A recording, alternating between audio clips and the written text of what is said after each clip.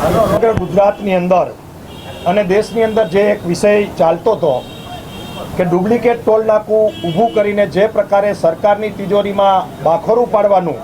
ઉમિયા મંદિર સિત્સરના પ્રમુખના દીકરા કરી રહ્યા હતા, એ વિષયને લઈને પાટીદાર યુવાનોએ એમની રાજીનામાની માંગણી કરેલી અને 6 તારીખે સિત્સર મંદિરના તમામ ટ્રસ્ટીઓની મિટિંગ થયેલી। એ મિટિંગની અંદર સર્વાનુમતે જે ઠરાવ કરવામાં આવ્યો છે એ ઠરાવ એ પ્રકારનો છે કે જેરામભાઈ 75 વર્ષ આવતા 4-6 મહિનામાં પૂર્ણ કરે છે અને એ 4-6 મહિનામાં રાજીનામું આપી દેશે અથવા તો એમને નિવૃત્ત કરવામાં આવશે। પ્રમુખ તરીકે પણ એ નિવૃત્ત થશે, સાથે સાથે ટ્રસ્ટી તરીકે પણ એ નિવૃત્ત થશે। આ પ્રકારનો ઠરાવ 4 નંબરનો મીડિયા સમક્ષ તમે જોઈ શકો છો અને